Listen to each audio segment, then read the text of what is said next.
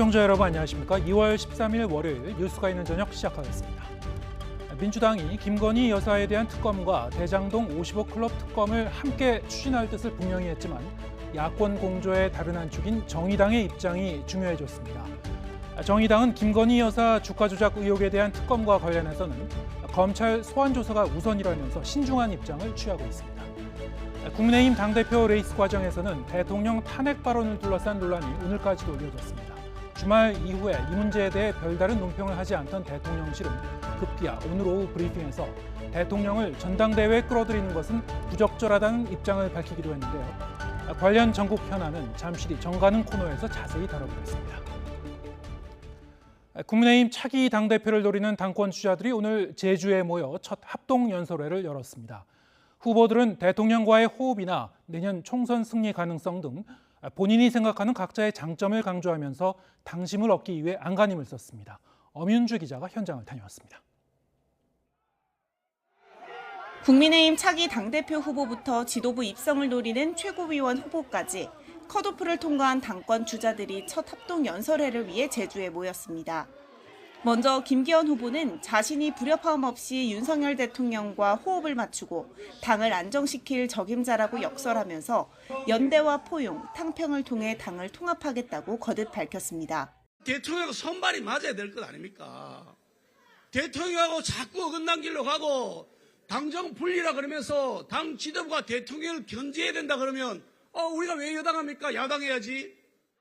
안철수 후보는 정통성 논란을 정면으로 반박하면서 당이 원하면 수도권 험지뿐 아니라 제주 출마도 도전해 총선 승리에 기여하겠다고 강조했습니다. 당 혁신을 위해 저부터 내려놓겠다고 약속했습니다. 당이 원한다면 이곳 제주도 좋습니다. 수도권 험지보다 어렵더라도 기쁘게 출마하겠습니다. 천하람 후보는 최근 논란이 된 난방비 이슈 등 정책 카드를 꺼내들며 차별화를 시도했습니다. 이곳 제주에 사는 아버지가 내 아들의 난방비와 학원비 사이에서 고민을 해야 된다면은 그 고민은 천하람의 고민이 될 것입니다. 국민의힘의 고민이 되어야 합니다. 황교안 후보는 경쟁 주자들을 동시다발 비판하며 정통 보수 정당을 세우겠다고 약속했습니다. 우리가 지금 뭘 뽑으러 하고 있습니까? 우리 당의 당대표를 뽑으려고 하는 거예요.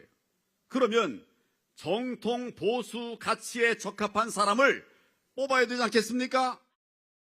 이곳 제주 합동연설회를 시작으로 본격적인 당권 경쟁에 돌입한 후보들은 부산과 광주, 대전 등 전국을 돌며 당원들의 한 표를 호소할 예정입니다. YTN 엄윤주입니다. 더불어민주당이 김건희 여사 주가 조작 의혹 특검을 반드시 관철시키겠다며 캐스팅 보터인 정의당과 물밑 조율에 나섰습니다. 정의당은 일단 김 여사 소환 조사가 먼저라며 신중한 입장인데 국민의힘은 협상의 여지가 없는 사안이라며 반발했습니다. 박규환 기자가 보도합니다.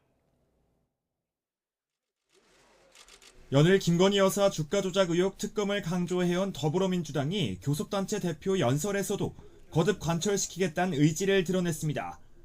도이치모터스 관련 공소장과 공판에 김 여사가 수백 차례 등장한 만큼 국민특검으로 수사해야 한다고 주장했습니다. 야당 대표는 불송치 결정이 끝난 사건도 들춰내면서 김건희 여사 주가 조작 의혹은 새로운 증거가 쏟아져도 모르쇠로 일관합니다. 김건희 여사는 죄가 있어도 신성불가침인 것입니까? 국민의힘은 협상의 여지가 없다며 일축했습니다.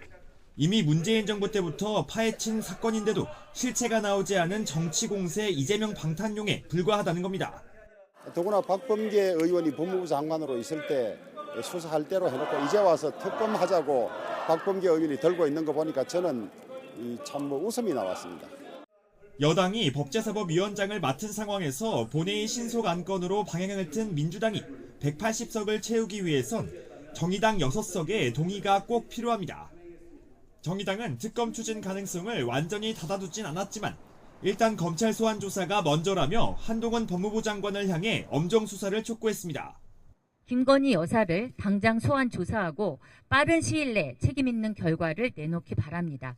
검찰이 수사 의지가 아닌 의혹을 덮을 의지만 내보인다면 검찰에 더 기대할 수 있는 것은 없다고 판단할 수밖에 없으며 정의당은 다만 곽상도 전 의원 등 50억 클럽에 대해선 거대 양당을 배제한 비교섭 3당이 추천하는 특검 추진을 천명하고 민주당과 물밑 협상에 나섰습니다. 김건희 여사 특검 추진으로 대여 공세를 강화하는 민주당과 캐스팅 보터로서의 입지가 중요해진 정의당. 여기에 국민의힘은 이재명 대표 검찰 수사를 고리로 야권 압박을 지속하면서 2월 임시국회 주도권을 둘러싼 신경전이 점차 가열되고 있습니다. YTN 박견입니다. 법원이 권오수 전 도이치모터스 회장 일당의 주가 조작 혐의의 유죄를 선고하면서 김건희 여사의 계좌도 시세 조종에 동원됐다고 1심 판결문에 적은 것으로 나타났습니다. 김 여사가 시세 조종을 알고 직접 주식을 거래했는지는 여전히 알 수 없지만 특정 시점 이후 작전 세력에 계좌를 맡긴 적이 없다던 앞선 해명과는 배치되는 판단입니다. 나혜인 기자의 보도입니다. 1심 법원은 김건희 여사가 어머니 최은순 씨와 지난 2008년 말부터 도이치모터스 주식을 갖고 있었다고 봤습니다. 주식 거래는 6개 계좌에서 2012년까지 이루어졌다고 판결문에 적시했습니다. 검찰이 의심한 주가 조작 시기와 겹치지만 재판부는 일단 2010년 10월 20일까지의 이상 거래는 공소시효가 지났다고 보고 범죄 성립 여부를 따지지 않았습니다. 권오수 전 회장의 소개로 김 여사 주식을 관리했다는 선수 이모 씨도 그래서 처벌받지 않았습니다. 하지만 1심 법원은 공소시효가 남은 기간에도 김 여사의 여러 계좌가 시세 조종에 동원됐다고 결론냈습니다. 2010년 10월부터 11월 사이 박균 선수 김모 씨와 투자자문사 임원 민모 씨가 문자 메시지를 주고받으며 김 여사의 대신증권 계좌로 통정거래를 한 사실이 인정됐습니다.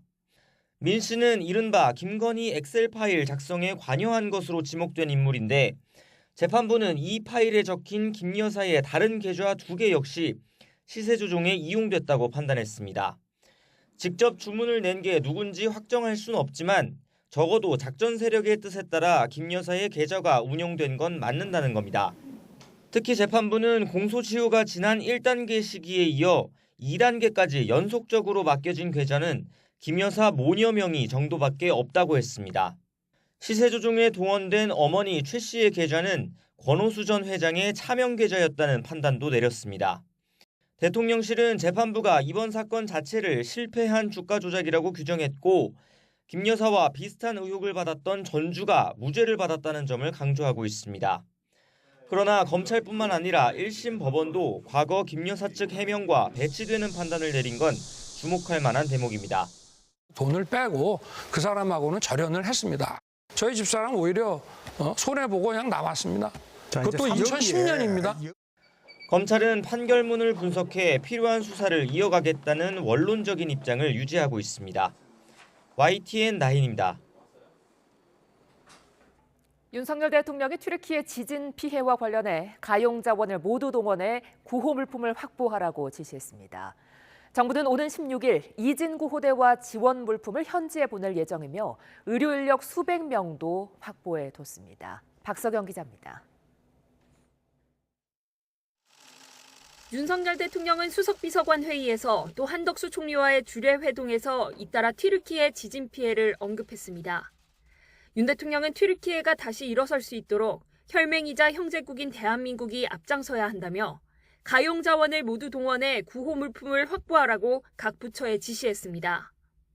특히 국무조정실장을 중심으로 각 부처가 전담 부서를 별도로 지정해 만전을 기해달라고 당부했습니다. 6.25 전쟁 때 우리에게 준 형제 국가의 도움을 대한민국은 결코 잊지 않고 있다 이렇게 말하고 지진 피해 지원에 최선을 다해야 한다고 재차 강조했습니다.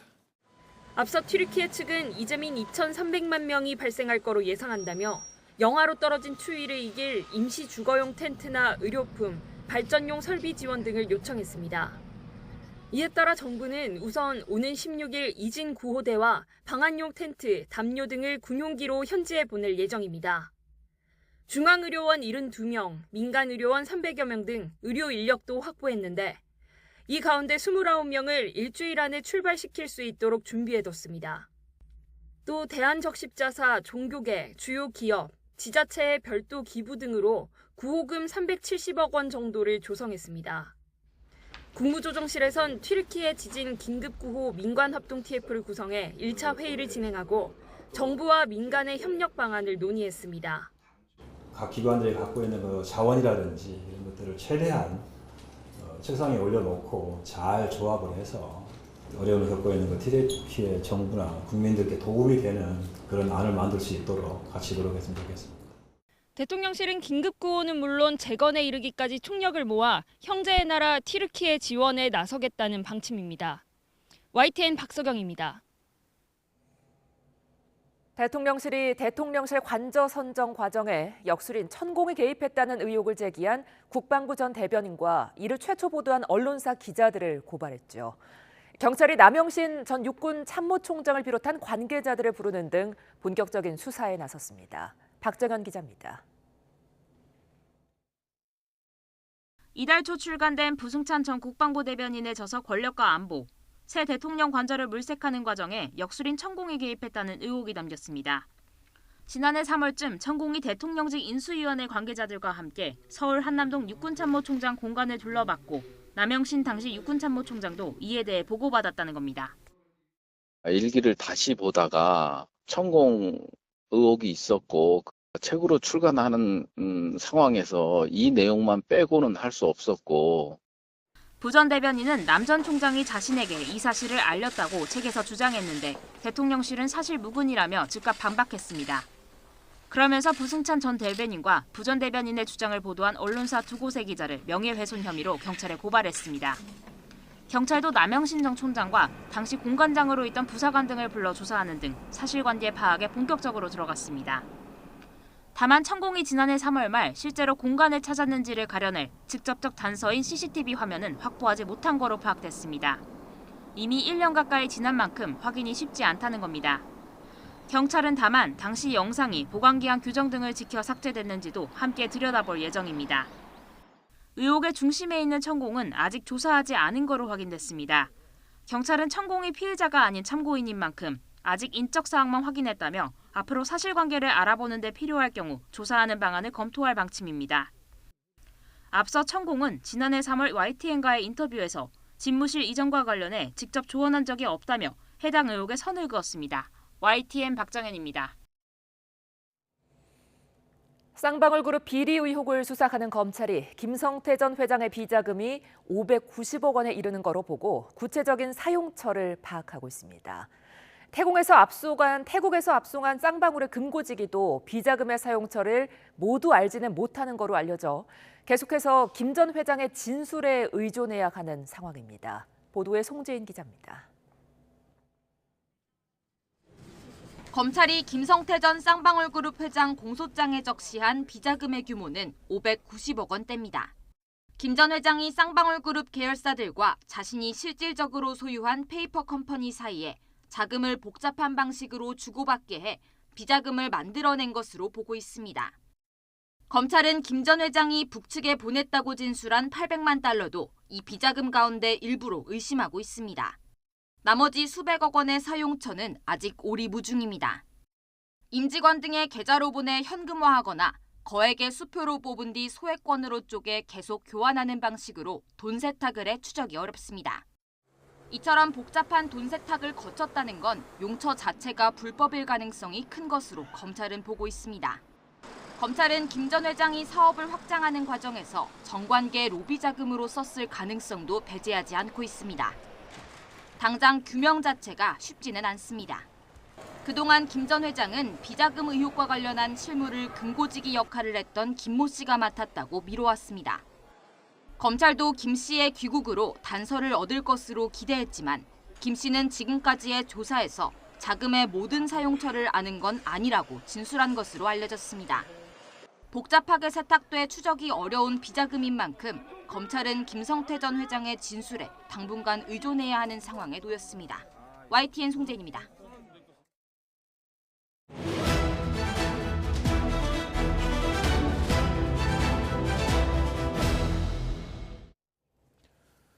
네, 정치가 있는 저녁 정가는 서성교 건국대 특임교수 그리고 배종호 세안대 교수와 함께 정치권 소식 알아보겠습니다. 안녕하세요. 네, 안녕하세요. 어서 오세요. 자, 더불어민주당이 이른바 김건희 특검 그리고 50억 클럽 특검, 쌍특검을 이제 강력히 추진하겠다 의사는 이제 분명히 했죠. 그런데 이제 민주당은 그런 입장입니다만 정의당의 입장도 상당히 좀 중요해진 그런 상황인 것 같습니다. 정의당은 좀 신중한 입장이고 현재 상황은 좀 어떻게 평가하고 계신지요? 네, 뭐 이게 우리 이런 말 있지 않습니까? 네. 공격이 최상의 방어다. 뭐 이런 말이 있는데 아마 이제 뭐 민주당이 이재명 대표에 대한 뭐 구속영장 발부와 그다음에 체포동의안이 국회에 넘어올 것으로 보여지니까 그에 네. 앞서서 최상의 지금 공격, 공세를 펼치고 있는 것 아니냐 이런 생각이 듭니다. 그리고 지난번에 이상민 행안부 장관의 해임 건의안 받아들이지 않으니까 또 탄핵 소추안까지 국회를 통과시키고 헌재에 보냈단 말이에요. 지금 169석을 갖고 있는 거대 야당인 민주당이 너무 의회에서 권력 행포를 부리는 것 아니냐 이런 생각이 좀 듭니다. 아까 말씀하신 대로 이제 김건희 여사에 대한 뭐 특검을 추진하겠다 이런 이야기했는데 김건희 여사에 대한 특검을 하려 그러면 특검의 요건에 맞춰야 되는 겁니다. 특별검사의 임명에 관한 그 법률을 보면은 특검은 이제 두 가지로 신고할 수 있는데 하나는 국회에서 이제 의결할 수 있고요. 하나는 법무부 장관이 할 수 있는데 법무부 장관은 하지 않으니까 이제 국회에서 추진하려고 하는데 그러면은 분명하게 정치적 중립과 공정성의 이유를 들어야 되는 겁니다. 그리고 검찰과 경찰의 수사 과정에서 제대로 수사가 안 됐다. 그래야지 국회에서 특검법을 발의할 수 있는데 과연 요건에 충족되느냐 이런 의구심이 들거든요. 왜냐하면 지난 2월 10일 날 도이치모터스 권오수 회장 등에 관한 1심 판결이 있었습니다. 그게 내용에 보면은 판결문에 김건희 여사가 전혀 언급이 안 되고 있습니다. 그리고 또 단순 전주 역할을 했던 2명을 무죄라고 판결을 했습니다. 그리고 김건희 여사의 계좌를 관리한 것으로 알려지고 있는 이모 씨에 대한 공모관계도 법원이 인정을 안 했습니다. 그런데 오늘 그 박홍근 민주당 원내대표가 교섭단체 대표 연설을 하면서 중반부에 뭐 이런 이야기를 했습니다. 뭐 부실한 검찰 수사와 어정쩡한 재판부가 합작한 결과로 이런 결과가 나왔다. 그리고 검찰과 재판부, 대통령실이 삼위일체가 되어 김건희 여사 구하기에 나섰다. 그래서 민주당이 김건희 여사 특검을 추진하겠다 이렇게 이야기를 했거든요. 이거는 대한민국 법원에 대한 민주당의 무시다. 저는 그런 생각이 들고 그다음에 김건희 여사 관련돼 가지고 박홍근 대표 연설을 보면은 공소장에 200번 이상 등장했고 공판 중에 300차례 이상 언급이 됐다. 언급이 됐는 게 혐의하고는 관계가 없는 거거든요. 그러면 예를 들어서 특검을 추진하려 그러면 이러이러한 혐의 사실이 있는데 검찰이 제대로 수사를 못했다. 이런 공정성에 문제가 있다. 그렇게 특검을 추진하겠다. 이렇게 나서야 되는데 아까 말씀하신 대로 정의당에서도 김건희 여사 특검은 신중하게 하겠다. 우선 검찰 수사가 우선돼야 된다. 이런 입장이거든요. 그래서 제가 보기에는 너무 조급한 성급한 김건희 여사에 대한 특검 추진이 아닌가 그런 생각이 들고 아까 쌍특검 말씀하셨는데 대장동 관련돼서는 대장동 전체도 문제가 있지만은 일부 법조인 출신, 전직 정치인 출신들이 거액의 돈을 받으면서 곽상도 전 의원에 대해서 무죄 혐의가 나오니까 이거는 국민들의 공분을 살 수 있는 문제거든요. 이런 문제에 대해서는 국민의힘과 또 대통령실에서도 수사 과정과 판결에 문제가 있으니까 앞으로 좀 더 조사를 할 필요가 있다고 느끼고 있거든요. 그런 부분에 대해서는 민주당과 정의당, 그다음에 국민의힘과 합쳐서 저는 뭐 일부분에 대해서는 특검 추진할 가능성은 있다고 보여지지만은 김건희 여사 아무런 혐의도 없고 요건도 맞지 않는데 무리하게 왜 민주당이 자꾸 김건희 여사에 대해서 특검을 추진하려고 그러고 공격을 하려고 그러느냐.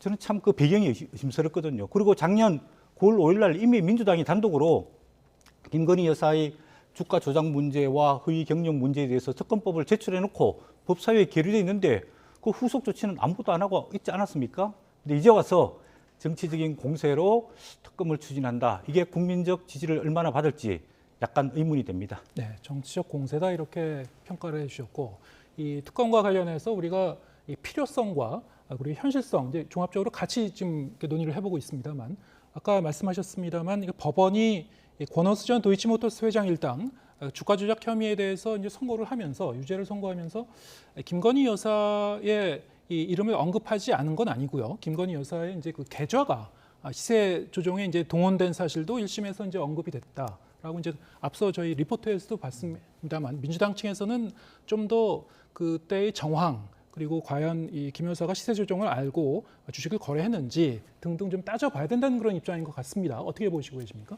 네, 우리 이 교수님께서 너무 일방적으로 혐의가 없다. 그리고 또 특검을 추진할 수 있는 요건이 없다라고 좀 말씀하신 부분은 좀 너무 일방적인 것 같고, 두 번째로는 좀 사실관계도 맞지 않는 부분도 있는 것 같고, 또 해석도 좀 왜곡된 해석이 좀 있는 것 같은데, 일단 혐의가 없다라는 부분은 말이 안 맞는 거죠. 왜냐하면 이제 구체적인 주가 조작에 연루된 정황들이 명백하게 지금 확보가 된 그런 부분 아니겠습니까? 지금 그리고 그런 부분들이 지금 판결문에 첨부가 돼 있어요. 범죄 일람표에 보면은 김건희 여사가 한 200번 넘게 언급이 되고 있거든요. 그리고 실제로 이제 공판 과정에서 나왔지만은 주식을 매도하라라는 이제 그런 녹취록이 다 나와 있고, 그리고 이제 단순한 전주의 역할만 한 건 아니에요. 지금 이제 전주 역할을 했던 사람이 무죄 판결을 받았는데 그분 같은 경우는 주가 조작에 연루가 안 됐다라는 것, 그리고 두 번째는 피해자라는 것인데, 지금 김건희 여사 같은 경우는 한 9억 정도의 수익을 받기 때문에 전혀 다른 양상, 그리고 구체적으로 주가 조작에 연루된 그런 정황들이 있기 때문에 해석이 굉장히 좀 다른 것 같고요. 그리고 지금 정의당에서도 마치 좀 반대하는 듯이 얘기를 하고 있는데, 정의당 같은 경우는 일단 신중하게 접근하자. 그리고 먼저 대장동 50억 클럽에 대해서 특검을 하자라는 그런 입장이기 때문에 반대하는 것은 아니거든요. 그리고 이제 가장 중요한 것은 법 앞에 만인이 평등해야 되는 것 아니겠습니까? 그렇지만 이제 김건희 여사 같은 경우는 조사 자체도 받지 않았고 소환조차도 요구를 하지 않는 이런 상황. 그렇다면 정상적인 법치 국가라고 얘기할 수가 없는 것이죠. 따라서 이런 상황에서 국민들이 그럼 김건희 여사에 대해서 탄핵을 추진해야 되나? 라는 여론조사를 보면은 해야 된다라는 여론이 압도적으로 우세하거든요. 그래서 여러 가지 정황들이 있고 또 국민적인 여론이 있고, 그리고 취해법권 지역에 있는 그런 김건희 여사가 아니기 때문에 일종의 권력형 비리로 해석될 수밖에 없다. 따라서 정상적인 진실을 밝히기 위해서는 지금 제1야당이 특검을 추진하는 것은 마땅하고 당연하다. 저는 이렇게 생각을 합니다. 네, 근데 민주당 입장에서는 지금 이번 달이라도 김건희 특검 관련해서 이 뭐 쟁점 사항인 합니다만 이것을 본회의에 바로 올리겠다, 패스트트랙에 태우겠다, 뭐 그런 입장인 것 같은데요. 지금 상당히 좀 강력히 얘기를 하고 있습니다만, 아까 말씀하셨다시피 이제 180석 5분의 3 제적 의원은 이제 5분의 3 확보하려면은 야권 공조가 필요한데요. 그런데도 불구하고 뭐 정의당이 지금 반대는 아니라고 말씀하셨습니다만, 어쨌든 지금 단계에서 특검을 논의할 단계는 아니라는 게 정의당의 입장 아니겠습니까? 신중하게 접근하자. 그러니까 2월 가능성은 상당히 좀 적은 거죠. 정의당이 거기에 공조할 가능성은. 저는 그렇게 보지 않고요. 지금 정의당 같은 이번 달이라도 경우는 금방 바뀔 것 같습니까? 입장이? 당장 바뀌진 않죠. 왜냐하면 일단 전략적인 접근을 하고 있다 봐요. 일단 정의당 같은 경우는 굉장히 지금 어려운 상황에 처해 있지 않습니까? 네. 그 결정적인 배경을 보면은 민주당 이중대라는 이제 그런 지적을 받으면서 과연 민주당의 정체성이 뭐냐, 그리고 민주당의 존재 이유가 뭐냐, 이런 부분을 하다 보니까 민주당하고 바로 모든 부분에 대해서 공조를 할 수 없는 그런 상황. 그래서 나름대로 좀 차별화를 해야 되는 그런 상황이 첫 번째고요. 두 번째로는 이것과 관련해서 여러 가지 좀 전략적인 협상을 통해서 정의당의 존재감을 높이고 또 몸값을 높이겠다. 그걸 통해서 이른바 노란봉투의 문제라든지 입법하는 문제, 노란봉투법. 또 하나는 이제 선거제도 개편, 이런 부분에서 좀 뭔가 우위를 점하겠다라는 그런 전략적 계산이 담겨 있고요. 일단 아까 제가 말씀드렸듯이 법 앞에 만인이 평등한 이 당연한 현실 앞에서, 그럼에도 불구하고 지금 명제 앞에서 김건희 여사만 대통령 부인이라고 그래가지고 조사를 전혀 받지 않는 이런 부분에 대해서 국민들도 동의할 수 없고 또 정의당도 더더욱 동의할 수 없기 때문에 저는 결국 이거는 시간의 문제, 단계의 문제다. 따라서 정의당도 저는 일정 시간이 오면 민주당과 공조를 할 것이다, 이렇게 전망을 합니다. 네. 아까 뭐 교수님께서 정의당이 뭐 상당히 뭐 어려움에 처해 있기 때문에 뭐 전략적 판단, 뭐 나중에 공조를 할 거다 그랬는데, 이거는 그런 정치적인 문제가 아니고 원칙의 문제지 않습니까? 왜냐하면은 정의당이 지난번에 노웅래 민주당 의원을 체포 동의안에 대해서도 찬성을 했단 말이에요. 왜냐하면은 정의당은 정치 계획을 위해 가지고 국회의원의 면책 특권, 특히 체포 동의안 이걸 폐지해야 된다는 입장이었거든요. 그렇기 때문에 노웅래 지금 민주당 의원의 체포 동의안에 대해서 찬성을 했습니다. 그리고 이번에도 이재명 민주당 대표에 대한 체포 동의안이 넘어오면은 찬성하겠다는 입장을 밝히고 있거든요. 그렇기 때문에 그 원칙을 견지하는 문제고, 그리고 김건희 여사에 대해서 지금 뭐 정황적인 이야기, 루머 이야기, 언론의 보도가 여러 가지 많이 나오고 있지만은 한동훈 법무부 장관이 이야기했듯이 명백한 혐의가 있으면은 검찰이 조사를 하겠다 그랬거든요. 그런 측면을 봤을 때 정의당의 입장이 저는 옳지 않느냐. 왜? 검찰 수사가 아직 진행이 안 되기 때문에 검찰이 먼저 수사를 하고 난 다음에 불공정한 문제가 있거나 부족한 문제가 있으면은 그때 특검을 하는 게 맞다. 그리고 현실적으로 드러나 있는 대장동의 50억 클럽 문제, 이거는 정말 국민들이 분노하고 있기 때문에 이 특검을 빨리 추진하는 게 맞다. 그래서 선후 이런 원칙의 문제가 있기 때문에 저는 뭐 그거를 전략적으로 민주당과 거래를 한다, 선택을 한다, 저는 그렇지 않을 것이라고 보여지고 있습니다. 지금 전혀 맞지 않는 말을 좀 하니까요. 지금 이제 정의당이 말씀하신 대로 면책특권을 반대한 거는 사실이에요. 그래서 체포동의안에 찬성표를 던진 것도 사실이고, 근데 그 얘기는 뭐냐면은 법 앞에 만인이 평등해야 된다라는 그런 원칙을 얘기하는 것이지, 김건희 여사에 대해서 특검을 하면 안 된다라는 얘기는 아니에요. 그 논리대로라면 김건희 여사가 대통령의 부인이라고 해도 똑같이 법 앞에 평등해야 되기 때문에 왜 관련자 전원 재판을 받고 기소가 됐는데 김건희 여사만 지금 조사 자체도 받지 않느냐. 이 부분에 대해서 정의당이 절대 찬성할 수 없는 것이죠. 그런데 면책특권을 반대하는 그런 걸 가지고 마치 정의당이 김건희 여사 특검에 대해서 반대하는 것처럼 근거를 들은 것은 오늘 정의당에서 발표한 내용에 따르면요. 김건희 여사에 대해서는 선 검찰 조사가 필요하고 국회가 할 일은 그 이후에 하겠다. 즉 특검은 검찰 조사를 먼저 하고 난 다음에 미진할 경우에 특검을 하겠다라고 정의당이 공식적으로 발표를 했습니다. 아니 그러니까 절차를 밟아서 특검으로 간다는 알겠습니다. 얘기지. 그 얘기가 면책특권하고는 전혀 상관없는 얘기고, 계속해서 지금 뭐 루머다, 정황이다라고 얘기를 하는데, 김건희 여사의 5개 계좌를 가지고 주가 조작 선수들하고 다 거래를 한 것들이 굉장히 많이 있어요. 수백 차례나. 그리고 그로 인해서 수익을 받고 또 김건희 여사가 직접 매도 주문을 내라는 그런 녹취록도 있는데 이게 어떻게 루머입니까? 팩트죠. 그러면 예를 들어서 뭐 제가 말씀드리겠는데요. 제가 디펜스하고 방어하는 건 아닌데요.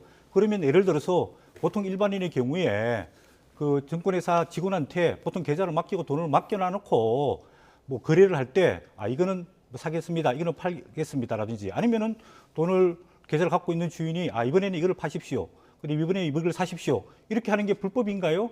그 과정 속에서 정말로 통정 매매, 그러니까 내부 정보를 이용해 가지고 누가 사고 누가 팔고 하는 과정이 문제가 있거나 불법적 소지가 있는 거지, 아직까지 그런 부분에 대해서 명백하게 김건희 여사하고 도이치모터스 권오수 회장과 다른 전주들이 이걸 쉽게 말해서 짜가지고 거래를 했다, 이런 명백한 증거가 없지 않습니까? 주식 거래한 것 자체는 문제가 전혀 지금 없는 것으로 나타나 있지 않습니까? 제가 짧게 반박하겠습니다. 그런 측면에서 봤을 때 무조건 언론 보도에 나온 것, 그다음에 이런 정황적 증거가 있으니까, 혐의가 있으니까 이걸 조사를 해야 된다. 조사가 미진하니까 국회에서 특검을 추진해야 된다. 이거는 선후의 문제도 잘못됐을 뿐만 아니라 경중 자체도 잘못됐다. 그렇게 제가 짧게 생각이 듭니다. 반박을 하면요. 자, 그러니까 불법인지 아닌지는 조사를 해야 되는 거 아니겠어요? 지금 우리 교수님께서 조사를 하신 건 아니잖아요. 근데 왜 불법이 아니다고 단정을 합니까? 여러 가지 정황 증거들이 있기 때문에 조사를 하고 수사를 해야만이 결론이 내려질 거 아니겠습니까? 뒤집어서 말씀하신 대로 김건희 여사가 전혀 죄가 없다.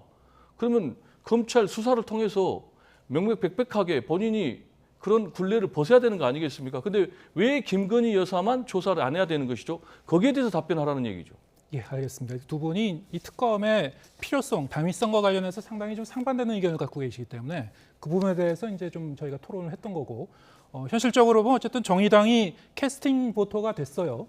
정의당은 일단 검찰이 소환 조사를 하는 걸 지켜봐야 된다라는 입장이시고, 어떻게 좀 상황이 전개되는지는 좀 더 이제 앞으로 체크해 봐야 될 것 같습니다.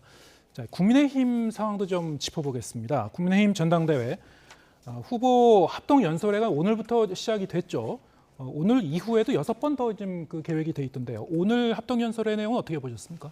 네, 오늘은 이제 7차례 권역별 연설회 중에서 첫째 날이었기 때문에 후보들이 아마 긴장하고 준비를 많이 했는 것 같습니다. 제가 보니까 대표 사인들이 자기의 색깔을 분명히 드러냈다, 그런 생각이 듭니다.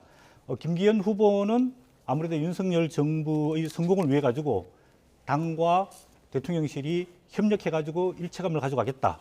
그리고 윤석열 정부가 추진하고 있는 3대 개혁, 즉 노동, 그다음 교육, 연금에 대해 가지고 적극적으로 뒷받침을 해서 윤석열 정부를 성공을 시키겠다. 이런 점에 방점을 뒀고요. 이제 반면에 안철수 후보는 내년 총선 승리가 중요하다. 뭐 이렇게 이제 총선 승리에 방점을 두면서 그동안에 본인에 대한 정체성 논란이 상당히 있지 않았습니까? 그래서 본인을 방어하기에 나는 건강한 보수주의자다. 이런 이야기를 했는데 안철수 후보의 그동안의 정치적인 노선을 보면은 한때는 중도를 선언하면서 자기는 극중주의자다. 뭐 이렇게 이야기를 했고 또 2011년에는 박원순 중도 후보를 밀면서 당시 서울시장 선거에 나왔던 지금 국민의힘당의 나경원 의원이 탈락하게끔 됐단 말이에요. 그리고 약간 진보라고 이야기되고 있는 민주당이 입당해가지고 2014년에는 민주당 대표까지 했던 분이 안철수 후보거든요. 그래서 이런 부분에 대해서 좀 분명하게 이야기할 필요가 있고 그다음 본인은 총선 승리를 할 수 있는 적임자라고 이야기하고 있는데 총선 승리의 전제 조건은 윤석열 정부가 성공해야지 총선 승리를 할 수 있는 거거든요. 그런 부분에서 좀 구체성이 떨어지는 것 같고 그다음에 37세 천하람 후보는 역시 뭐 보수의 책임을 다하기 위해서 민생 문제, 특히 최근에 이제 난방비가 굉장히 많이 올랐는데 이런 부분에 대해서 구체적인 해결책을 제시하겠다 이렇게 접근을 했고 반면에 이제 황교안 후보는 당원 중심의 정당을 구축하겠다. 뭐 이제 이렇게 본인이 각각 포인트를 중점을 다르게 두는 연설을 했는데 이제 경선 초반이지 않습니까? 아마 2월 28일이 대구 경북 연설회가 있는데 그때가 아마 이 당원들의 당심을 결정하는 중요한 계기가 될 것 같고 보통 통상적으로 전당대회 때 연설회 때는 자기 일방적인 주장만 하기 때문에 좀 비교, 소위 말해서 구도적인 각을 세우기가 쉽지가 않거든요. 아마 내부는 이제 TV 토론회가 잡혀 있는데 TV 토론을 통해서 서로 격돌하면서 공방을 펼치지 않을까 이런 생각이 듭니다. 네, 오늘 제주에서 열린 합동연설회 서성교 교수님이 이제 관점에서 바라본 그런 설명을 해주셨고요. 지금까지 그 전당대회가 이거 뭐 진흙탕 아니냐 뭐 이런 얘기도 나올 정도로 상당히 좀 혼전 양상이랄까요? 그렇게 뭐 평온하진 않았죠 분명히. 그런데 앞으로는 이제 남은 기간 동안 좀 정책과 비전 위주로 좀 건강한 토론이 좀 이루어질지 오늘 합동 설명회를 보시면서 어떻게 전망해 보실 수 있을까요? 제가 볼 때는 뭐 오늘 합동 연설회를 봐도 네. 역시 진흙탕 싸움이 계속이 될 것 같다라는 그런 예감이 들 수밖에 없어요. 왜냐하면 김기현 후보 같은 경우는 여전히 윤심파리만을 계속했고 또 안철수 대표는 또 후보 같은 경우는 김기현 후보를 줏대 없는 뭐 후보다라면서 공격을 했고 또 황교안 후보 같은 경우는 뭐 뻐꾸기냐라면서 안철수 후보의 정체성을 문제를 제기했고 또 뭐 울산 KTX의 뭐 비리 의혹을 또 제기하면서 김기현 후보를 때렸어요. 오로지 차별화를 보여준 사람이 이제 천하람 후보인데 당초에 보니까 배포한 사전 원고에는 상당 부분 네거티브 부분이 있었는데 이런 부분을 싹 덜어내고 뭐 민생 얘기를 굉장히 강조를 했어요. 그리고 난방비 문제에 대해서도 굉장히 강조를 했고 그러면서 자랑스러운 그런 국민의힘을 만들겠다라고 강조를 했는데 저는 개인적으로 지금 역대 집권당의 전당대회가 이렇게 진흙탕으로 간 적이 있었을까? 대통령까지 진흙탕 싸움에 한복판에 뛰어들어가지고 뭐 노골적으로 특정 후보를 뭐 적이라고 하지 않나? 또는 뭐 특정 후보를 뭐 주저앉히는데 대통령실까지 나서질 않나? 이러면은 차라리 대통령이 지명하지 뭐 하느냐? 이런 얘기가 지금 나오고 있는 이런 상황인데 저는 개인적으로 이런 최악의 진흙탕 싸움에서 좀 국민의힘 책임당원들이 전략적인 투표를 했으면 좋겠어요. 구체적으로는 천하람 돌풍이 지금 불고 있는데 차라리 좀 천하람 후보에 대해서 강력하게 좀 지지를 해가지고 천하람 돌풍이 마지막까지 좀 의미 있는 결과를 좀 냈으면 좋겠다. 그런 부분이 오히려 국민들에게는 국민의힘의 건강성을 보여주는 그런 부분이 되지 않을까 이렇게 생각을 해봅니다. 예, 알겠습니다. 그런가 하면은 주말부터 김기현 후보가 발언을 했었던 그 내용이죠. 윤석열 대통령의 이제 탄핵과 관련된 발언이 불거져 나와서 후보들 간에 상당히 좀 가시돋친 그런 그 공방도 있었고 급기야 사실 이제 대통령실은 여기에 대해서 명확한 입장을 밝히지 않다가 오늘 오후에 브리핑에서 좀 얘기가 나왔습니다. 대통령을 전당대회에 끌어들이는 것은 부적절하다 이렇게 언급을 하기도 했는데 자, 이 전체적인 모습 어떻게 보셨습니까? 네, 이제 대통령실 입장에 봤을 때는 여당인 국민의힘 전당대회가 본격적으로 시작됐지 않습니까? 네. 그래서 아무래도 당에서 당원들의 선택에 맡기고 공정하게 지켜보는 입장을 가지는 게 바람직스럽다 그렇게 판단을 한 것 같고요. 제가 내용을 읽어보니까 2월 11일 김기현 후보가 토론회 때 현재 권력과 미래 권력이 부딪히게 되면은 생각하기 싫은 대통령 탄핵이 우려될 수 있다. 근데 문맥을 읽어보니까 안철수 후보가 너무 자기 정치에 올인하다 보면은 즉 미래 권력이 되다 보면은 윤석열 대통령과 각을 세우고 그러다 보면은 이게 뭔가 이 당정 간에 문제가 생길 수 있다. 그래서 탄핵이 갈 수도 있지 않느냐 그런 우려가 있다 이런 취지의 발언을 했거든요. 그리고 본인도 오늘 그거에 대해서 조금 의미가 왜곡됐다 이렇기 때문에 이 문제는 빨리 정리하고 넘어가는 게 필요하다고 보여지고 있고 이번 그 국민의힘 전당대회는 1년 9개월 만에 열리는 겁니다. 여당에 대해서 첫 번째 전당대회거든요.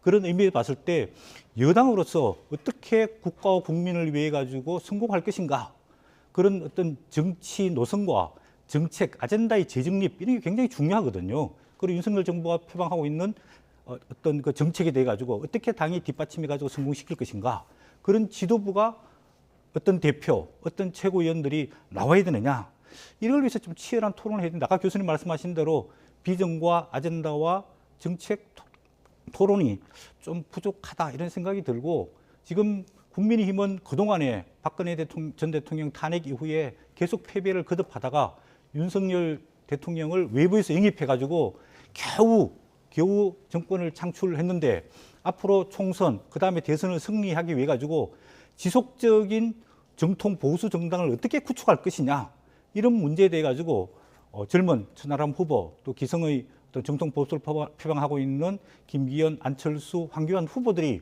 좀 대안 제시형 전당대회가 돼서 국민들과 당원들이 관심을 끌게 되면은 제가 봤을 때는 천하람 후보가 20, 30, 40 젊은 세대들을 많이 이번에 포섭하게 되고 그다음에 정통 보수 세력 또 안철수 후보가 중도 세력들을 영입하게 되면은 이 정권도 성공하게 되고 내년 총선도 무난하게 승리할 가능성이 있는데 그런 좀 긍정적이고 미래지향적인 측면의 전당대회가 됐으면 좋겠다. 개인적으로 그런 생각이 듭니다. 네, 이번 논란은 이제 빨리 정리하고 넘어갈 필요가 있다 이렇게 지적을 해주셨는데 그럼에도 불구하고 지금 사실 김기현 후보는 지금 당대표 선거에 유력한 후보 아니겠습니까?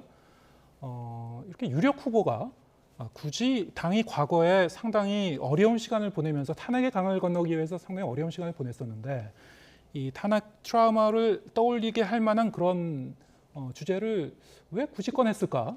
상당히 좀 궁금해지긴 합니다. 어떻게 지금 해석하고 계십니까? 뭐 한마디로 위기감의 발로죠. 예. 지금 컷오프를 통과하는 그런 과정에서 지금 이준석계 4명의 후보가 다 통과를 했지 않습니까? 네. 그러다 보니까 이준석계 바람이 좀 만만치 않다. 그럴 경우에는 결선 투표 가면 뒤집힐 가능성이 있다. 그런 위기감 때문에 결국 대통령 탄핵까지 언급하는 그럼 이제 대통령 탄핵을 언급함으로 인해서 책임 당원들에게 위기감을 불러일으켜가지고 결국은 1차에서 게임을 끝내겠다라는 이제 그런 전략적인 발언인데 저는 깜짝 놀란 게요. 사실 현직 대통령의 탈당 그리고 현직 대통령의 탄핵 이런 얘기를 주장하는 측은 어디겠습니까? 집권당이겠습니까? 야당이겠습니까? 야당에서 해야 될 발언을 집권당의 당대표 후보 그것도 지금 친윤 유일 후보를 주장하는 김기현 후보가 했단 말이에요. 이거는 막장 드라마도 이런 막장 드라마가 없다. 즉 본인의 당선을 위해서는 수단과 방법을 가리지 않겠다는 것이고 오히려 지금 뭐 윤석열 대통령에게 피해가 가도 상관없다라는 그런 것으로 보여지는데 저는 결과적으로 이런 발언은 굉장히 양식 있는 책임 당원들에게는 역풍을 불러올 것이다라는 이제 그런 얘기를 좀 드리고 싶고요. 또 하나는 지금 이런 발언에 대해서 대통령실의 반응을 보면 굉장히 좀 편파적이에요. 안철수 후보가 안윤연대 얘기를 했지 않습니까? 이 발언을 가지고 뭐 동급이나 대통령하고 무리의 극치다. 또 윤석열 대통령은 국정 운영의 방해자다, 적이다. 라면서 그냥 강력히 반발했는데 여기에 대해서는 뭐 아주 그냥 그럴저럴 넘어가는 대통령을 좀 끌어들이지 마라. 이런 원칙과 공정에 전혀 맞지 않는 그러다 보면은 이런 식의 태도가 계속해서 반복된다면 과연 국민들이 윤석열 대통령의 국정 운영이 공정하다. 원칙에 입각해서 한다라고 믿어줄까? 두 번째로는 지금 윤석열 정부의 검찰 수사가 과연 공정하다, 원칙이 있다라고 믿어줄까라는 좀 그런 의문이 좀 드는데요. 앞으로 좀 윤석열 대통령은 한 달 정도도 남았지만은 제발 좀 국민의힘 전당대회에 더 이상 끼어들면 안 된다. 좀 그런 얘기를 좀 드리고 싶습니다. 예, 알겠습니다. 상당히 좀 시간이 갈수록 강도 높은 수위 높은 발언들이 이렇게 나오고 있어서요. 예비 경선 결과가 순위와 득표율은 사실 공개가 되지 않았습니다만 실제로 성적표가 어떻게 나왔을지 상당히 좀 궁금하긴 합니다. 예비 경선이 끝나자마자 또 이렇게 수위 높은 발언이 나오고 있는 상황이어서 앞으로 이제 한 달 정도 남은 기간 동안에 이 당심의 향배, 윤곽이 점점 더 뚜렷하게 이제 드러나겠죠. 좀 더 지켜보도록 하겠습니다. 서성교 건국대 특임 교수 그리고 배종호 세한대 교수와 함께했습니다. 고맙습니다. 네, 감사합니다.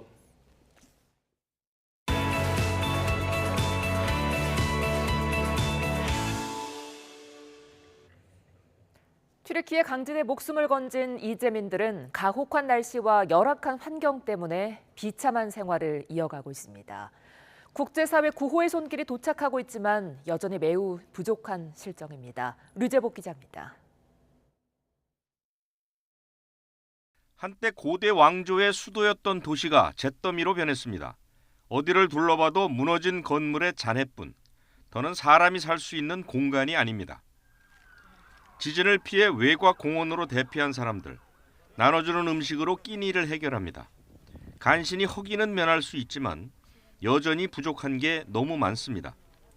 늘어가는 쓰레기로 위생 상태도 나빠지고 있습니다. 여러 가족이 함께 지내는 임시 숙소 역시 불편하고 불결합니다. Ameliyat olduktan sonra deprem oldu. Burada böyle yani ilaç falan bir şey yoktur. Çocuk mikrop kapacağız hepimiz. Tuvalet yani olayı yok. Tuvalet yok. Hiçbir yere yani oraya buraya yapıyorlar dışarıya falan. 자투리 땅에 임시로 설치한 천막 안엔 조그만 난로와 매트리스 몇 장이 전부입니다. 이재민 대부분은 10년 넘게 계속된 내전을 피해 고향을 떠났던 난민입니다. 지진 때문에 두 번째로 집을 잃은 셈입니다. لا محل ننام فيه ولا محل نقوى في سنة نتقوى تحت الزيتون بالأراضي الفاضية. أول ليلة ثاني ليلة فتحوا لنا المدارس التجأنا لهم. 구호 물자를 실은 차량이 도착하고 있지만 터무니없이 부족합니다.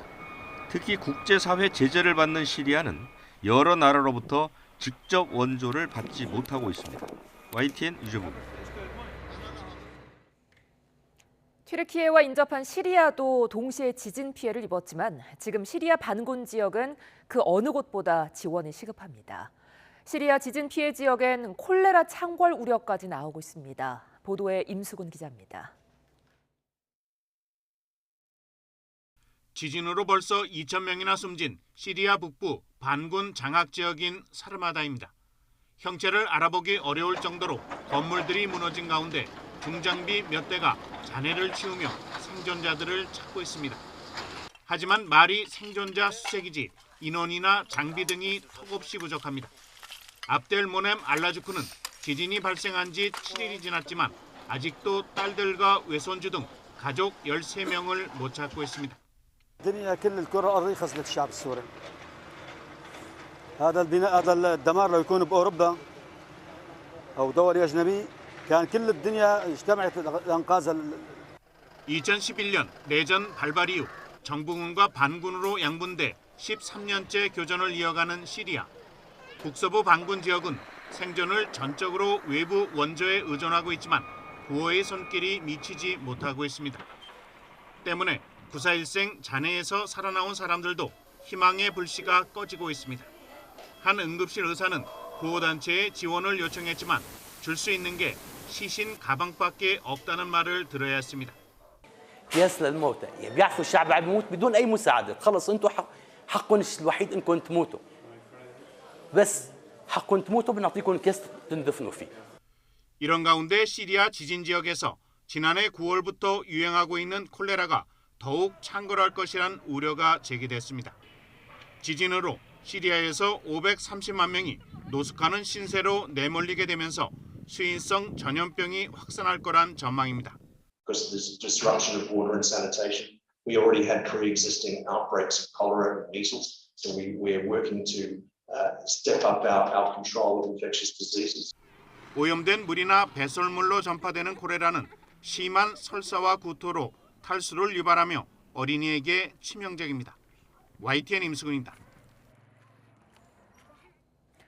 이런 가운데 처음 발생한 강진에 버금가는 강도의 여진이 또다시 덮칠 수 있다는 미국 당국의 분석이 나왔습니다. 사망자가 10만 명을 넘을 확률도 다시 올라갔습니다. 김태현 기자입니다. 피해 지역 주민들은 고통스러운 나날을 보내고 있습니다. 막막한 생계와 여진의 공포 속에 정든 도시를 떠나려는 사람이 많습니다. İki aile 7 kişi biz çadırda yaşıyoruz. Şu an çadır sıkıntı var, her yerde var. Bizde de çadır sıkıntısı var çünkü bir süre orada duracağız en azından. Çarşılar durana kadar ya da evlere girebileceğimiz zamana kadar. Şu an yapacak bir şey yok burada yani. 미 지질조사국은 새 보고서에서 향후 전망을 세 가지 시나리오로 제시했습니다. 약 90%의 확률인 첫 번째는 규모 7 이상의 여진이 더 이상 발생하지 않고 규모 5, 6대의 여진이 이어지며 빈도가 줄어드는 경우입니다. 두 번째는 본진보다는 약하지만 규모 7을 넘기는 여진이 발생하는 시나리오입니다. 약 10% 확률로 본진 피해 지역에 또 영향을 미치면서 여진 빈도가 늘어날 수 있습니다. 최악의 세 번째는 규모 7.8 이상의 여진이 발생하는 경우입니다. 확률은 1% 정도지만 현재 피해 지역은 물론 인접 지역까지 추가 피해가 우려됩니다. 새 보고서에서 이번 강진 사망자가 10만 명 이상일 확률은 26%로 높아졌습니다. 지진 직후 0%였으나 닷새 동안 10, 14, 24, 26%로 계속 오르며 비관적으로 바뀌었습니다. 투르키의 경제적 손실 추정치도 GDP의 최대 6%에서 10%로 상향 조정됐습니다. 미 지질조사국은 큰 여진은 추가적인 건축물 피해를 일으킬 수 있다며 여진이 수개월 이상 지속될 수 있다고 경고했습니다. YTN 김태현입니다.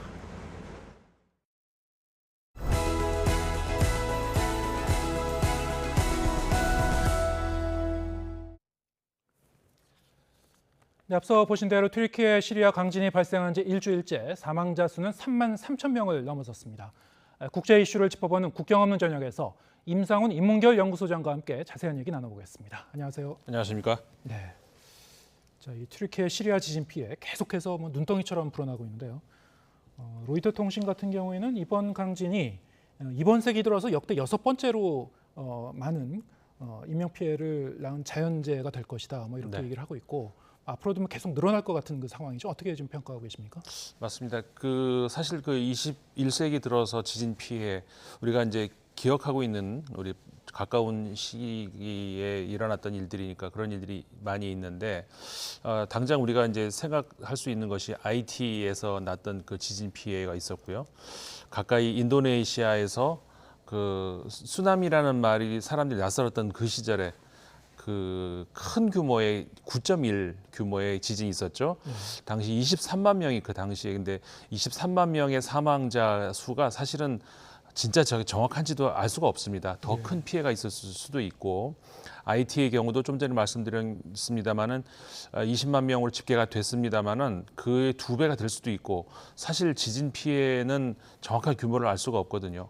근데 이번 같은 경우도 현재까지 튀르키예, 시리아 합쳐서 3만 3천 명 정도의 사망자가 나오고 있습니다만은 이거는 현재까지 이야기인 것이고 지금까지 구조된 사람, 그다음에 실종된 사람들을 합쳤을 때 우리가 이제 추측을 하건데 10만 명이 가까울 수도 있고 물론 그렇게 되지 않기를 바라야 되겠습니다만은 그렇게 규모가 된다면은 지금 21세기 이 규모 가운데서 이 사망자 숫자로 6번째라고 합니다만은 더 넘어설 수도 있을 것 같습니다. 4번째, 5번째가 될 것 같습니다. 네, 이 임시집계이기 때문에 앞으로도 더 늘어날 개연성은 충분히 있는 것이고 말씀하신 대로 정말 역대급 그런 그 자연재해로 기록이 될 것 같습니다. 상당히 좀 참담한 그런 상황인데요. 하지만 이런 그 와중에도 구조 활동은 계속되고 있고요. 애초에 한 72시간 정도를 이제 골든 타임으로 많이 얘기를 했습니다만 사실 이제 지진이 일어난 지 일주일이 지났는데도 아직도 이제 구조되고 있는 그런 사람들이 있죠. 아기가 구조되고 산모가 구조되고 소녀가 기적적으로 이제 살아나오고 있습니다. 예. 결국 그러니까 인간의 그 희망이 이제 그런 데서 이제 보여줄 수밖에 없는 건데 전문가들에 따르면 이제 72시간이 지나면은 이제 그 생존율이 훅 떨어진다고 하지 않습니까? 5일이 지나면은 4% 정도밖에 안 된다. 근데 이제 이미 5일이 훨씬 지났고 일주일이 지나지 않았습니까? 그런데도 말씀하신 것처럼 아직까지 이렇게 그 질긴 생명력으로 고맙게 구조돼 준 그런 분들이 있기 때문에 거기에서 그나마 우리가 이제 그 희망의 끈을 놓지 않고 계속 잡을 수 있는 것이고 그게 결국 우리가 이제 계속 주시해야 되는 그런 이유가 되는 것이죠. 네. 참담한 이제 재해 현장에서도 희망의 끈을 놓을 수가 없는 좀 더 많은 그 분들이 좀 빨리 구조가 됐으면 좋겠고요. 자, 너무나 이제 큰 지진이었기 때문에 이번 지진으로 인한 정치적, 경제적 파장도 함께 좀 종합적으로 살펴보겠습니다. 튀르키예라는 나라 자체가 사실은 5월에 조기 대선을 좀 앞두고 있었고요. 하지만 지진으로 인해서 여러 가지 국민적인 비판도 좀 일고 있는 상황 같아요. 그렇습니다. 이게 정치적인 그 파장 이게 종합적으로 좀 봐야 되는데 튀르키예가 이번 그 지진이 발생하기 전에 1999년에 또 한 번 큰 지진이 있었습니다. 지금 이번 지진보다 규모가 더 컸던 그런 대지진이 있었는데 사실은 그 당시 정부가 붕괴된 것도 그 지진 영향이 컸거든요. 2002년도에 그 총선 대선이 있었습니다만 당시까지만 하더라도 이제 죄송합니다. 튀르키예는 그 내각 책임제였는데 총선에서 그때 그래서 에르도안 현 대통령이 총리로 등극을 한 것이죠. 그 정의개발당이라는 정당을 이끌고 있습니다만은 그 전까지는 없던 정당이거든요. 그 일거의 그 가장 큰 정치 세력으로 등장을 했던 것이 당시에 이제 강진에 대한 정부의 이제 부실 대응에 대한 어떤 그 분노하는 민심, 이걸 업고 이제 총리가 됐던 거고. 아이러니하게 이번에 20년을 집권을 하고 더 이제 길게 장기 집권을 하고자 하는 에르도안 대통령 입장에서는 또 이 지진으로 정치적인 큰 타격을 입게 됐는데 상당히 아이러니한 상황입니다. 그렇죠. 굉장히 근데 이게 그 자연재해이기 때문에 사실 뭐 정치권이 그걸 어떻게 막겠습니까? 하지만 그 튀르키예에서도 이제 그런 이야기가 있죠. 미리 이걸 지진을 막을 수는 없지만 예측은 할 수 있다. 이게 결국은 정치권 그다음에 그 학계에서 해야 될 일인 건데 그래서 그 1999년에 지진이 발생한 이후로 지진세라는 것도 도입을 하고 그래서 상당히 많은 세금이 거쳤습니다. 그런데 그 이후로 1999년 이후에 세워진 건물들이 이번에 무너진 것들이 많이 있단 말이죠. 그러니까 국민들이 보기에는 그럼 지진세 가지고 뭐 했냐 이런 말이 당연히 나올 수 있지 않겠습니까? 그다음에 대응하는 그런 정부의 자세에서도 굉장히 부실한 그리고 에르도안 대통령이 좀 실언에 가까운 말을 했어요. 뭐냐면은 이런 규모의 재해는 막을 수가 없다. 이거는 국민들한테 할 얘기가 아니죠. 국가적 재해를 당한 그런 마당에 국가 지도자로서 할 말은 아닌 것 같고 그다음에 이 모든 것을 우리가 딛고 하나로 뭉치자는 그런 취지의 말을 하는데 이게 역시 국민들한테 현재는 할 말은 아니죠. 그러니까 그 정부 입장에서 책임지는 자세를 더 보이고 이런 것들을 보였어야 되는데 그 트위터 차단했죠. 그다음에 틱톡이라고 하는 그러니까 SNS를 전부 지금 그 하나씩 차단해 나가고 있습니다. 그러니까 언론을 막고 그다음에 하나로 뭉치자 이런 것들이 지금 이런 재해를 당하고 있는 국민들한테는 설득력이 전혀 떨어지죠. 지금까지 그 물가나 여러 가지 그 경제 지표도 안 좋거든요. 그렇기 때문에 차기 대선에서 지금 굉장히 불리한 상황에 있는데 그 에르도안 대통령이 5월에서 그래서 이제 총선도 원래는 더 뒤에 있었습니다만 당겼습니다.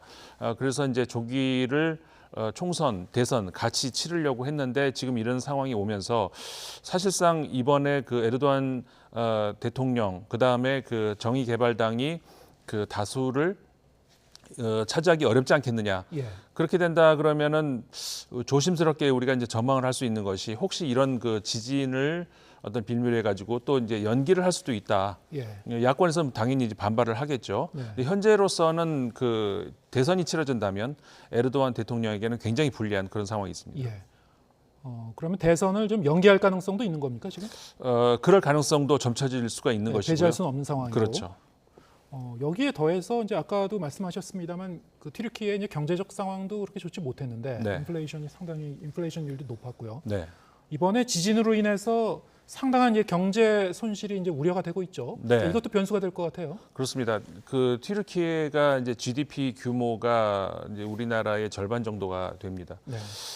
그런데 이제 그 지금 피해 규모를 놓고 봤을 때는 추정치입니다만은 적게는 처음에는 2% 정도 GDP의 2% 피해가 갈 거라고 예상을 했는데 이건 훨씬 넘어서 버린 것 같아요 지금.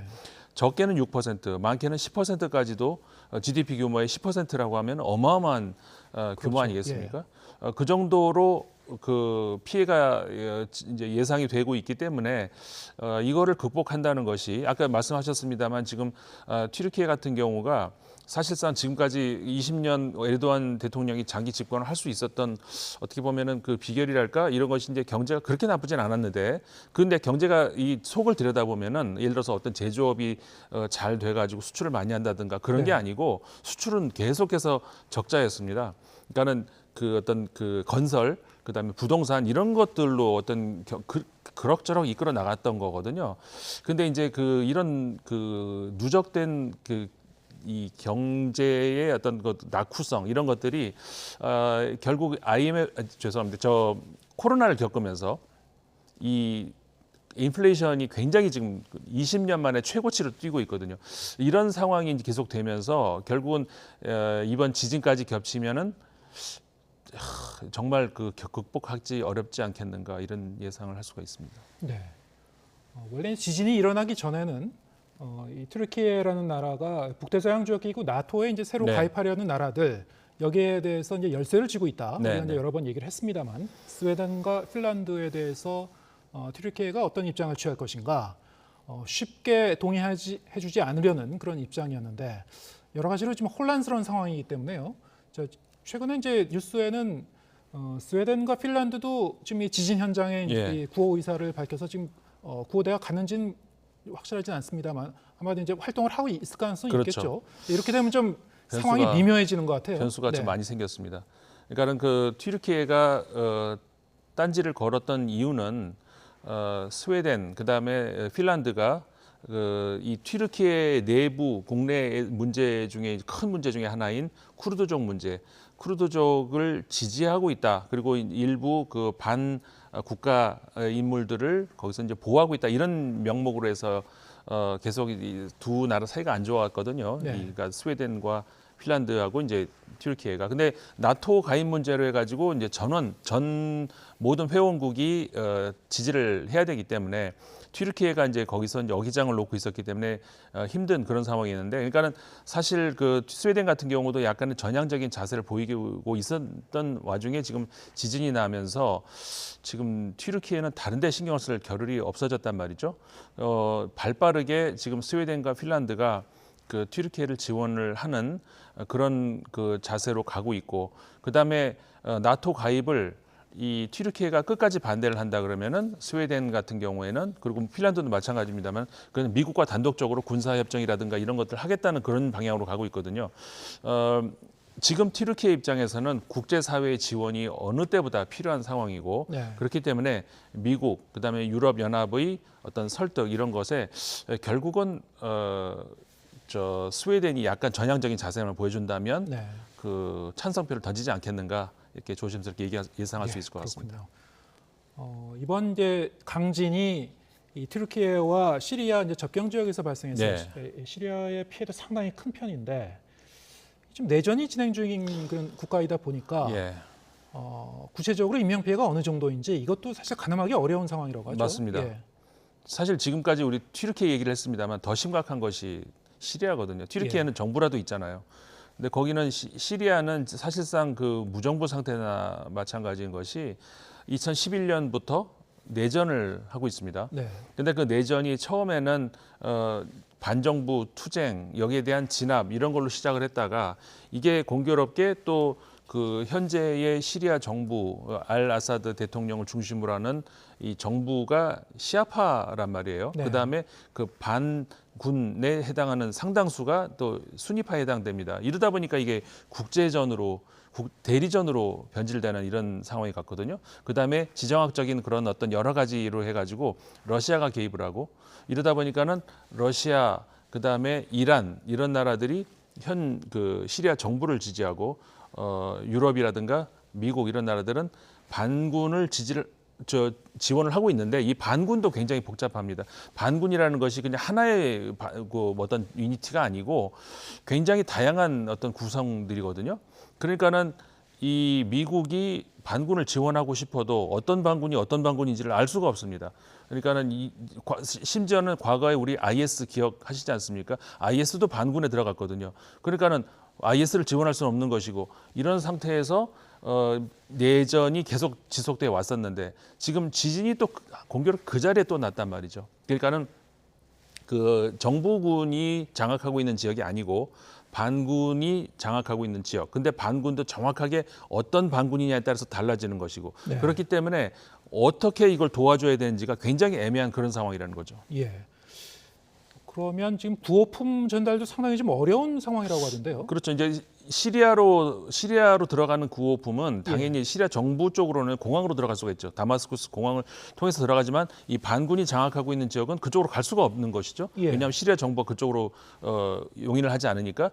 그러면 결국은 유일한 길은 튀르키예를 통해서 이렇게 들어가는 건데, 그러니까 유엔에서도 튀르키예 쪽에서 그쪽으로 들어갈 수 있는 길이 거의 하나밖에 없습니다. 그러니까 이걸 좀 넓혀야 되는 이 문제가 시급한 문제로 되어 있는 것이고 이제 겨우 그 통로를 통해서 이제 구호품 전달이라든가 이렇게 시작은 됐습니다만은 너무나 턱없이 부족하기 때문에 아까 말씀하신 것처럼 피해 규모도 지금 정확하게 파악을 할 수가 없습니다. 네. 정부가 들어갈 수가 없기 때문에 예. 그냥 민간인 중심으로 해가지고 구호 활동을 하고 있거든요. 예. 이런 상황에서 지금 정확한 집계도 되지 않고 있는 것이고, 그 다음에 우리가 이제 구호품을 전달을 했을 때 이게 정확하게 들어가겠는가? 네. 이것도 또한 왜냐하면 아까 말씀드린 것처럼 지금 무정부 상태이기 때문에 네. 이런 상황에서 극한 이런 상황에서 약탈도 사실 일어나고 있거든요. 예. 아까 튀르키예에서도 마찬가지입니다만은. 이런 상황에서 과연 구호를 물자를 전달할 그 요원들은 과연 안전하게 들어갈 수 있겠는가 이런 문제도 예. 굉장히 복잡한 문제들이 지금 기다리고 있습니다. 지금 일단 그 많은 그 이재민이 발생했을 것이고 인명 피해 규모도 상당한 규모일 걸로 예측은 됩니다만 네. 일단 사람이 살고 봐야 될 것 같은데. 그렇죠.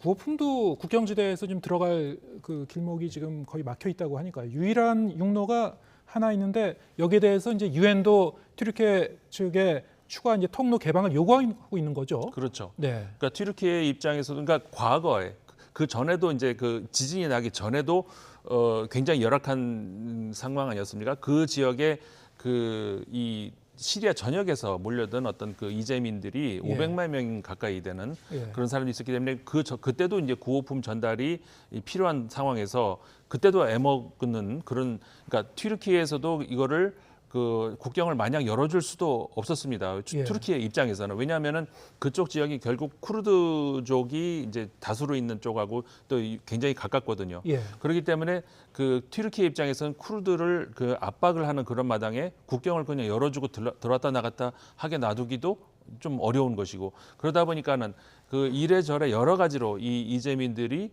난민들이 이 열악한 그런 상황에 놓여 있었는데 이게 지진까지 나니까 더 그런 상황이 된 것이죠. 결국은 좀 대승적 차원에서 예. 튀르키예도 지금 도움이 좀 그러니까요. 급하지 않습니까? 예. 그러니까는 그런 여러 가지 좀 대승적 차원에서 국경도 조금 이럴 때는 좀 예. 열어주고 이런 뭐 좀 큰 사고가 좀 필요한 것 같습니다. 예, 그랬으면 좋겠네요. 네. 예. 오늘 말씀 여기까지 듣겠습니다. 임상훈 인문결 연구소장과 함께했습니다. 고맙습니다. 고맙습니다.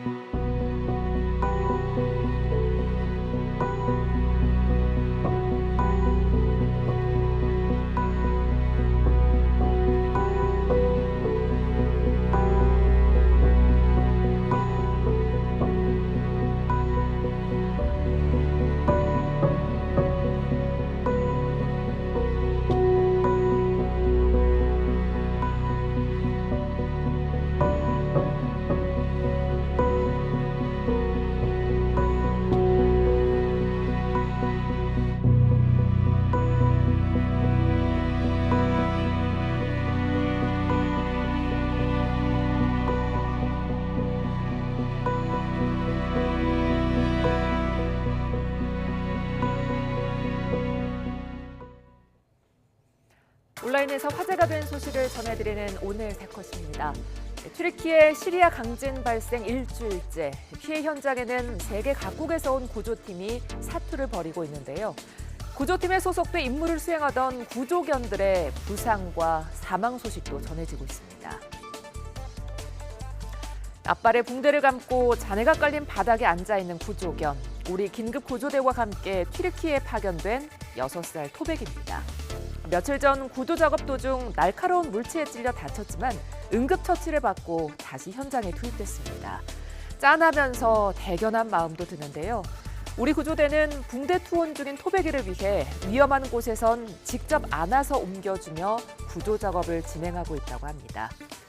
세상을 떠난 구조견도 있습니다. 멕시코 구조견 프로테오는 현장에서 구조 활동 중 세상을 떠나 애도의 물결이 이어지기도 했는데요. 누리꾼들은 이들의 활약에 고마움을 전하며 모두 건강히 돌아오길 기원했습니다. 지난해 말 달로 떠난 달 궤도선 다누리가 처음으로 달 가까이에서 촬영한 사진을 보내왔습니다. 화면으로 함께 보시죠. 달 표면에서 웅덩이처럼 유독 크게 패인 이곳은 달에서 가장 큰 바다인 폭풍의 바다인데요. 면적이 한반도 18배에 달합니다. 지난 1966년 세계 첫 달 착륙선인 옛 소련의 루나 9호가 착륙한 곳이기도 하죠. 또 여러 개의 크레이터가 모여 형성된 레이타 계곡과 인류 최초로 달 표면 탐사가 이루어진 비의 바다도 생생하게 담겼습니다. 다누리는 이 밖에도 달에서 본 지구의 신비롭고 다양한 모습도 함께 보내왔는데요. 시운전을 마치고 지난 4일부터 정상 운영에 착수한 다누리. 올해 말까지 달 과학 연구와 우주 인터넷 기술 검증 등 임무를 수행할 예정입니다. 매년 아동학대 사건이 끊이지 않는데요. 피해 아동 대부분은 원래 가정으로 다시 돌아가는 거로 나타났습니다. 보건복지부의 2021년 아동학대 주요 통계를 보면 부모가 학대 가해자로 나타난 경우가 전체 아동학대 사건의 83.7%로 대부분이었고 학대 장소도 대부분 가정이었는데요. 정작 피해 아동 10명 중 8, 9명은 당국의 신고 접수와 처리 뒤에도 분리 없이 다시 가정으로 돌아간 거로 집계됐습니다. 이 때문에 재학대 사례도 빈번하게 발생하고 있는데요. 지난 2021년을 기준으로 아동학대 사례 중 또다시 신고가 접수된 재학대 사례는 전체 아동학대 건수 중 15%에 육박했습니다. 더 큰 문제는 이 재학대 비중이 갈수록 늘고 있다는 겁니다. 아동학대 가정에 대한 상황 파악과 아동 안전에 대한 관리가 제대로 되지 않고 있는 것 아니냐는 지적이 나오고 있습니다. 지금까지 오늘 새 컷이었습니다. 지난해 최전방 GOP에서 근무하던 이등병이 선임병들의 집단 괴롭힘 끝에 총기로 극단적 선택을 하는 일이 있었습니다. 그런데 당시 괴롭힘 가해자인 하사가 사건을 은폐하기 위해 총기 오발 사고인 것처럼 보고했다는 유족 측의 주장이 나왔습니다. 이에 대해서 군 당국은 최초 보고를 즉각 정정한 만큼 허위 보고로 볼 수 없다고 반박했습니다. 김다연 기자가 보도합니다.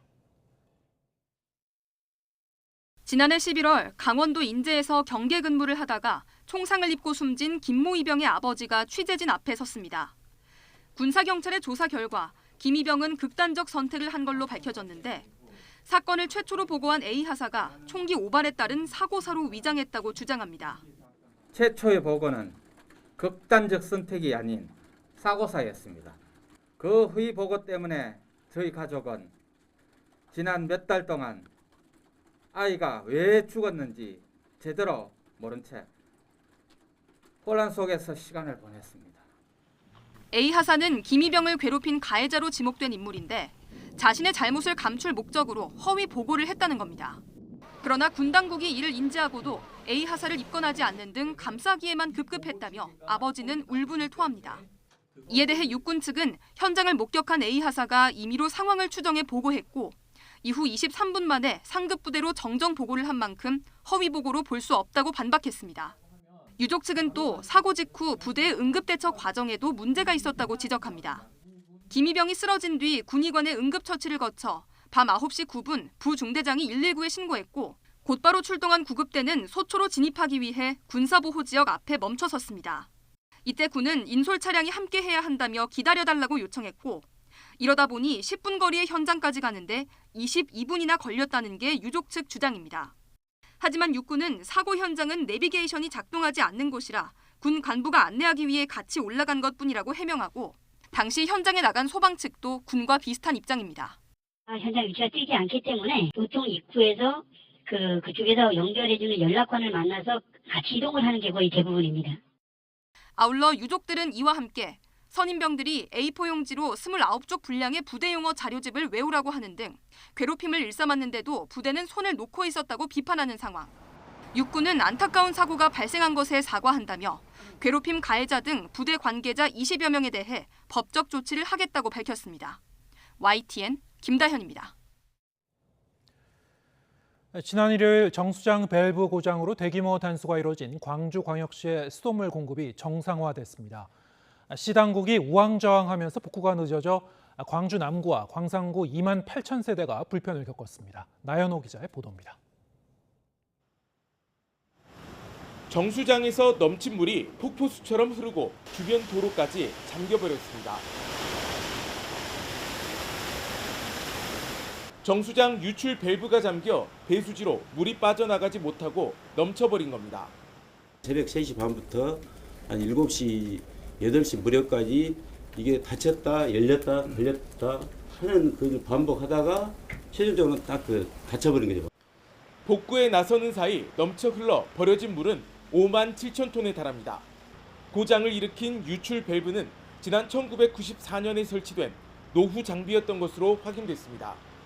밸브 베어링과 축이 이탈해버린 게 직접적인 원인으로 파악됐습니다. 많은 수압이 걸리다 보니까 물리적인 작용이 한 30년 동안 계속 이루어지다 보니까 이런 축이라든가 이런 부분들이 좀 힘 현상이 발생돼서 이 사고로 광주 남구와 광산구에는 다음날 새벽 4시쯤에야 수돗물 공급이 완전 정상화됐습니다. 광주광역시는 총 2만 8천여 세대에서 단수가 발생한 것으로 추정하고 있습니다. 단수 없이 밸브를 고쳐보려다 실패하면서 사고 발생부터 완전 복구까지 만 하루가 걸렸습니다. 그나마 다른 정수장에서 물을 10만 톤 추가 생산에 끌어오면서 더 큰 피해를 줄였습니다. 사고가 발생하여 너무 안타까운 마음이 큽니다. 시민들의 물전략 운동과 이번 사고를 계기로 삼아 더 철저하게 가뭄 대책, 상하수도 정비 등의 만전을 기획하겠습니다. 광주광역시는 단수와 물 흐림이 발생한 세대의 피해 상황을 접수해 보상 방안을 검토할 계획입니다. YTN 나연호입니다. SM 엔터테인먼트의 경영권을 두고 일대 주주로 올라설 하이브와 카카오 측의 삿바 싸움이 격화되고 있습니다. 하이브가 SM 소액 주주를 상대로 공개 매수에 착수하고 새 경영진 인선에 돌입한 가운데 이수만 전 총괄 프로듀서가 낸 가처분 신청 결과가 변곡점이 될 전망입니다. 차정현 기자입니다. SM 엔터테인먼트의 일대 주주로 올라설 하이브가 곧바로 새 경영진 꾸리기에 나섰습니다. 다음 달 말 열리는 SM 주주총회에서 이성수, 타경준 공동대표 등 이사 4명의 임기가 끝나기 때문입니다. 새 이사진 후보로는 민희진 어도어 대표가 하마평에 오릅니다. 걸그룹 뉴진스를 성공적으로 키워냈고 과거 SM에서 근무했던 만큼 조직 문화에 대한 이해가 높다는 평가입니다. 하이브는 SM 소액 주주를 대상으로 한 공개 매수도 본격화했습니다. 다음 달 1일까지 보통주 지분 25%를 한 주당 12만 원에 사들이기로 했습니다. 공개 매수에 투입되는 자금 규모만 7,100억 원대로 추산됩니다. 만약 하이브의 계획대로 된다면 이수만 총괄 프로듀서의 자녀 지분까지 합해 모두 40% 이상을 확보하게 됩니다. 궁지에 몰린 현 SM 경영진과 카카오 측도 대응 전략을 고심하고 있습니다. 현재 60%를 넘기는 소액 주주를 설득해 표 대결에 힘을 쏟을 것으로 관측되는 가운데 이익 실현이 목적인 소액 주주들이 어떻게 움직일지는 의문입니다. 사실 엄밀하게 얘기하면 주식을 가지신 분들은 주식을 팔고 떠나면 그만입니다. 그런데 특히 엔터테인먼트 같은 경우에는 사실 누가 만들었냐면 팬들이 만들었거든요. SM의 정체성은 어떻게 되느냐 이런 문제가 있기 때문에 이번 인수전의 1차 분수령은 이수만 총괄 프로듀서가 카카오의 지분 확보에 반발하며 제기한 신주와 전환사채 발행 금지 가처분 인용 여부입니다. 법원이 가처분 신청을 받아들인다면 하이브 쪽에 유리해지겠지만 기각되면 소액 주주들의 표심을 잡기 위한 양측의 경쟁은 더 치열해질 것으로 보입니다. 결과는 오는 22일 신문기일을 진행한 뒤 카카오의 신주 납입 대금일인 다음 달 6일 이전에 나올 것으로 전망됩니다. YTN 차정은입니다. 영동 지방에 대설특보가 내려진 가운데 모레까지 최고 25cm의 눈이 내릴 것으로 보입니다. 내린 눈이 얼어붙으며 빙판길 사고가 우려되지만 그동안 기승을 부렸던 산불은 잠시 주춤할 전망입니다. 정혜연 기자입니다. 새하얀 설국으로 변한 강원도 설악산. 자욱한 안개 아래 나무에는 눈꽃이 폈습니다. 오대산 두로령에도 하얀 눈이 소복하게 쌓였습니다. 주변에는 눈꽃이 만발해 마치 동화 속 장면 같은 느낌을 줍니다. 북서쪽에서 찬 대륙 고기압이 확장하면서 지형적인 영향을 받는 영동 지방에만 눈이 내린 겁니다. 이번 눈은 밤사이 더 강해지겠고 모레까지 최고 25cm가량의 폭설이 쏟아지겠습니다. 특히 기온이 낮은 야간에 눈이 집중될 것으로 보여 빙판길 사고가 우려됩니다. 대설특보가 발효된 강원 산지와 강원 북부 동해안을 중심으로 14일 새벽까지 많은 눈이 내려 쌓이는 곳이 있겠고 다시 14일 밤부터 15일 오후 사이 동해안을 중심으로 눈이 오겠습니다. 교통불편과 시설물 피해 우려는 있지만 이번 눈은 산불 위험도를 크게 낮췄습니다. 지난주 무려 16건의 산불이 발생했지만 이번 눈으로 건조특보가 해제되고 눈이 쌓이며 산불 발생 가능성이 크게 낮아진 겁니다. 하지만 2월과 3월은 대형 산불 발생 확률이 가장 높은 시기로 마음을 놓을 수는 없습니다. 산림당국은 역대 최악으로 기록된 울진 삼척 산불이 지난해 3월 초에 발생했다며 산불에 대한 지속적인 경계를 당부했습니다. YTN 정혜윤입니다. 네, 오늘 뉴스가 있는 저녁은 여기서 인사드리겠습니다. 시청해주신 여러분 고맙습니다.